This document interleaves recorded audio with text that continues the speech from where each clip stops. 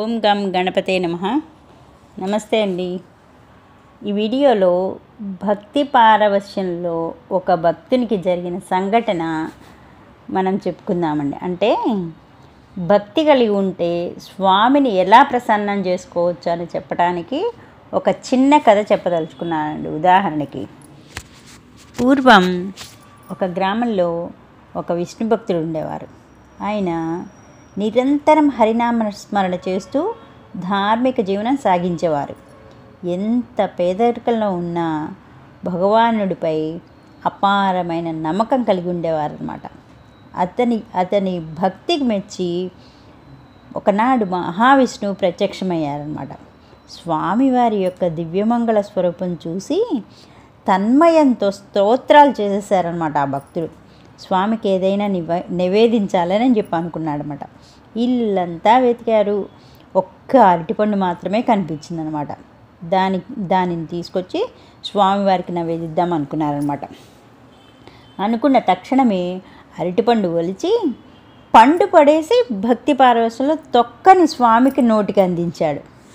భక్తవత్సలుడైన విష్ణుమూర్తి తొక్కని స్వీకరించి అంతర్ధానమైపోయాడనమాట. తర్వాత తన తప్పును తెలుసుకున్న ఆ భక్తుడు ఎంతో చింతించాడు. స్వామి పట్ల అపరాధం చేశానని కుమిలిపోయారనమాట. మళ్ళీ స్వామి తనకు ప్రత్యక్షమైనప్పుడు ఇలాంటి తప్పు జరగకుండా చూసుకోవాలని నిశ్చయించుకున్నాడనమాట. కష్టపడి పనిచేయటం మొదలెట్టాడు.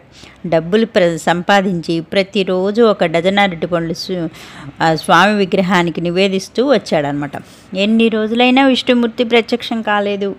బాధతో తండ్రి అపరాధి అయిన ఈ భక్తుడిని కరుణించి దర్శనమివ్వమని వేడుకున్నాడనమాట. విష్ణుమూర్తి మళ్ళీ ప్రత్యక్షమయ్యారు. సంతోషంతో స్వామికి అరటిపండ్లు నివేదించాడు. గతంలో చేసిన పొరపాటు గుర్తు తెచ్చుకుని తక్కువ పడేసి పండు స్వామికి అందించాడనమాట. కానీ విష్ణుమూర్తి పండు తినడానికి ఇష్టపడలేదు. ఎంత బతిమాలినా ఫలితం లేదు. భక్తుడు ఆవేదంతో, నా భక్తిలో ఏదైనా లోపం ఉందా స్వామి? గతంలో తొక్కపెట్టినా తిన్నారు మీరు, ఇప్పుడు ఇలా ఏమీ స్వీకరించడం లేదు అని ప్రశ్నించారన్నమాట.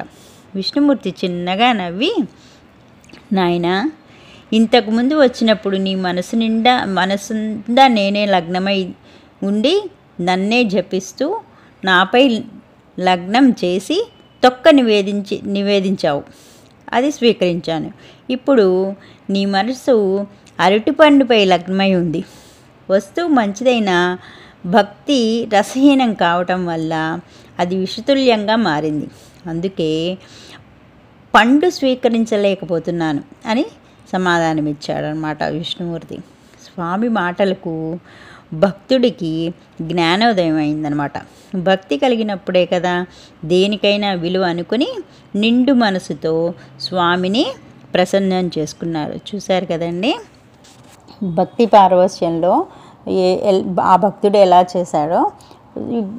ఈ కథ బట్టి మనకి భక్తితో స్వామిని ప్రసన్నం చేసుకోవచ్చని చెప్పి తెలుస్తుందన్నమాట. సర్వే జన సుఖినో భవంతు.